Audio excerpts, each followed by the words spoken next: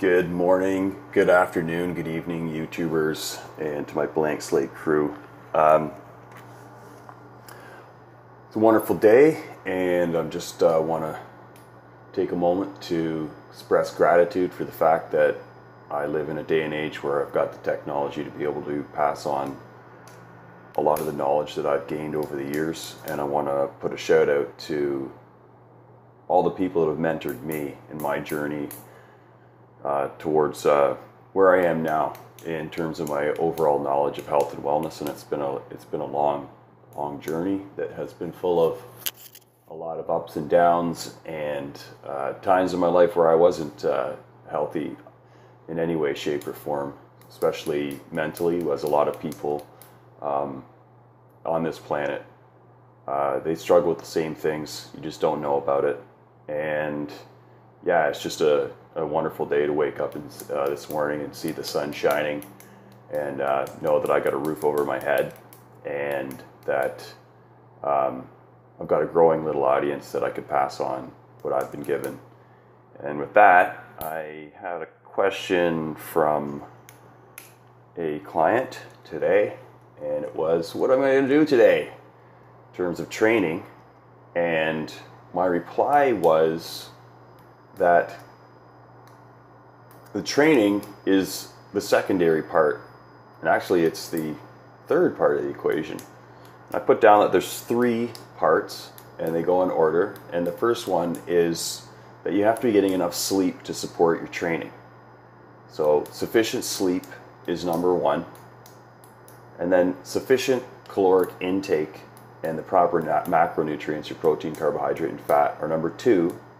And third, and the least important, is training stimulation. And that training stimulation has to be appropriate for the other two, because you can't build a house without any bricks and mortar, and you can't build a house without the workmen being fully rested, because it won't get built. You'll have you won't have a house. It just won't get done. So I put down as the title for this one today, Client Desires versus Goal-Based Outcomes. And that three-part tier that I just listed is so important, and I want to put this out there. It doesn't matter what supplements you're taking and everything else. If your baseline nutrition is not spot on and exactly where you're going, and again, let's go back and look at this. I'm talking about someone, his goals are, he wants to put on a specific amount of muscle mass and be lean for a specific event that he wants to go to and look his best ever. And so with that in mind, my job as a coach is to woe the horses and keep him out of the gym, because all of the stuff that you see online, not all, much of the stuff that you see online is based around people whose entire lifestyle is sleeping, eating, and training. There's that 3-level tier. Sleeping, eating, training. It's a popular bodybuilding meme because they're always the best example, because that is their life. So however you want to emulate that, if you want to have a superhuman physique, then it's good to copy the people that are the upper echelon of that on the planet. And bodybuilders, pharmaceutical use aside, are the top of that pinnacle.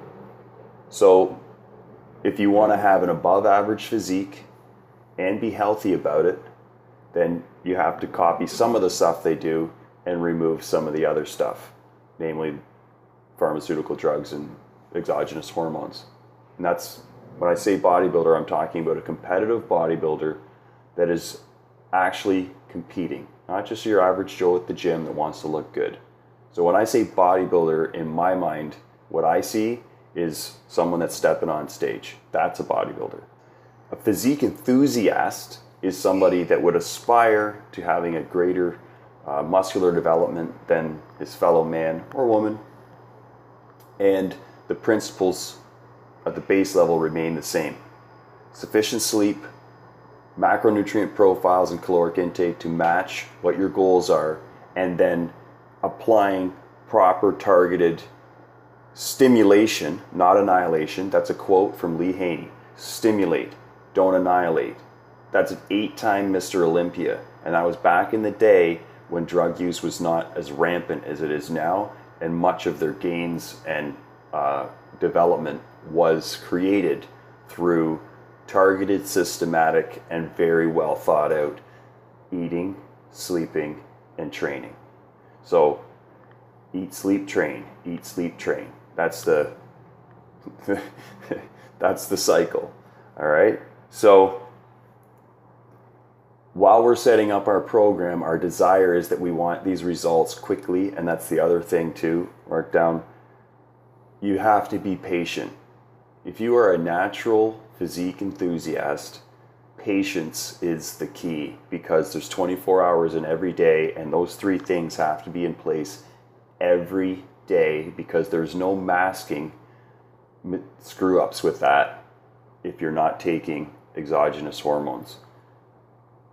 The use of pharmaceuticals massively increases your ability to recover on insufficient sleep, and also changes the body's nutrient partitioning pathways. So different hormones, insulin, testosterone, etc., are also, to a greater or less extent, depending on which one it is, are called nutrient partitioners. And they direct nutrients to go to different spots in the body. Insulin, as I always get into, and you may have noticed this, insulin is the master controller hormone in your body. That is why diet is also so important as a natural athlete, because insulin is the director of all the other ones in some way, shape, or form. Testosterone is important for muscle growth, but without insulin magnifying the effects and driving the core cellular structure of each one of your cells, namely the mitochondria, which are the energy output units. And I have a quote here just to get back to that. The mitochondria create energy for us to contract our muscles. And I was watching a really interesting video last night, and the thing that I came up with and saw that was really, really interesting is that ATP is it's an energy substrate. Yeah, it's like an electrical. It's a adenosine triphosphate. So there's 2 phosphate bonds in this thing, and one of them gets, or 3 phosphate bonds, and there's a cycle that happens within your cell, your matrix, that cleaves off one of those phosphate bonds and creates a little of energy. So, and that's actually, by the way, a hydroelectric current. So we run on electricity, folks. So just keep that in mind. And what he got into is that human beings are the most mitochondrially dense beings on the planet, mainly because it's all up here too in our brain. So brain, heart, and liver. Tons of mitochondria in there just pumping out energy and making products for us. So if you're not getting enough sleep and you're not getting enough of the proper nutrients to supply that cycle to produce ATP, to power the muscle cells, and also the other thing that was a great quote, and I want you to mark this down, so all you people that are out there just thinking about only energy for ATP, that's not all of it does. So the quote was, ATP unfolds proteins to bind water to them. Wow. So it unfolds all different proteins so that they can be formed into other things. So not only does ATP perform the function of producing just like straight energy for your cells, but it also is making the machinery of all your cells work on a very basic level. And the reason why I know this, and I didn't have to go and look anything else up, is because I have listened to a book by a doctor, and it's called The Biology of Belief. Now, he's a cell biologist, and he gets into in detail, and I remember as clear as day where I was listening to this.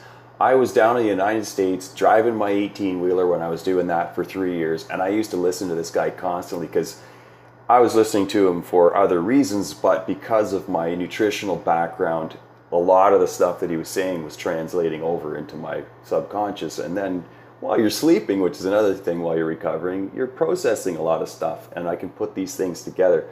And he talks about how in our DNA, the proteins unfold and are formed into other things. So ATP is specifically super important in that role. So if you want to form new proteins and increase your musculature and change your genetic profile so that you are in a more anabolic state, you better have super high functioning mitochondria. And that's where insulin comes in, because it is the hormone that dictates all of those things and is like intimately related with the mitochondria. It's like a symbiotic relationship, which is why you will find insulin in like every single cell, basically in the entire body.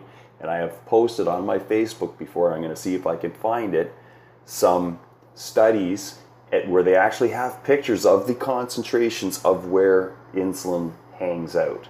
And they do that with like radiography, where they will make it so that there's a radioactive isotope that's added to the insulin and injected into the animal, and then take cross sections of it later after they've, unfortunately, if it was a rat or whatever, they'd probably kill it. But that's something that they do. I think they're old studies. I'm just trying. Anyway, super important. This is what the main takeaway is here. Eating and sleeping are more important than the stimulation of training. And then once you have those in place, if you have those right, then you must only train with the volume and intensity that you can support with the other two. Because if you go overboard on the training, and this is where I think a lot of people get into this this whole overtraining thing. Oh, can you overtrain? Well, and they get into all this other stuff. The only thing you got to say is, how much can I train? Only as much as I can support the process with my sleep and my eating habits. So if your eating isn't number 110% perfect, and you don't have consistent sleep on a regular basis, then you can't go to the gym 6-7 days of the week and be doing a high volume training.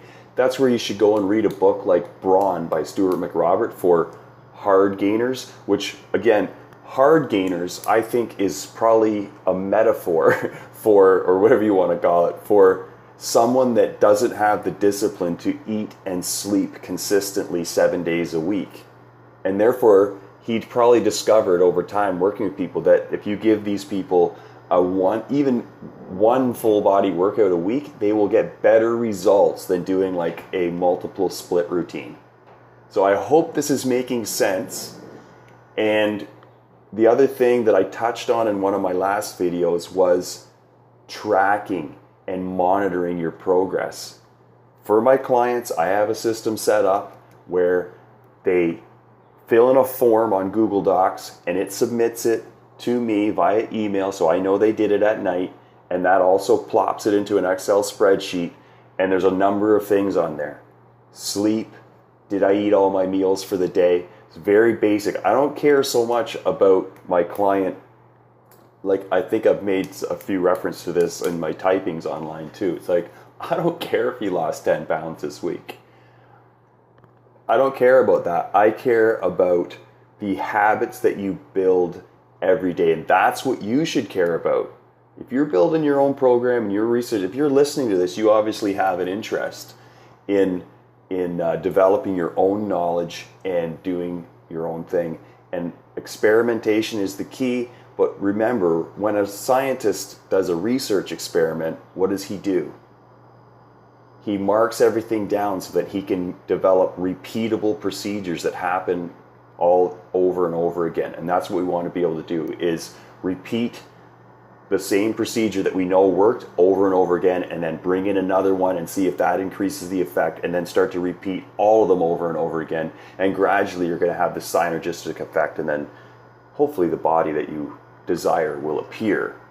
So this is the value of being mentored, coached, whatever. If you were lucky like me, I got mentored by someone that was like, upper echelons of the Canadian bodybuilding scene, who actually got his pro card but never competed because all he wanted to do was get his pro card. And he did. And he was an amazing person, especially for teaching by example and having little sayings that he gave me. It was like, clock your meals.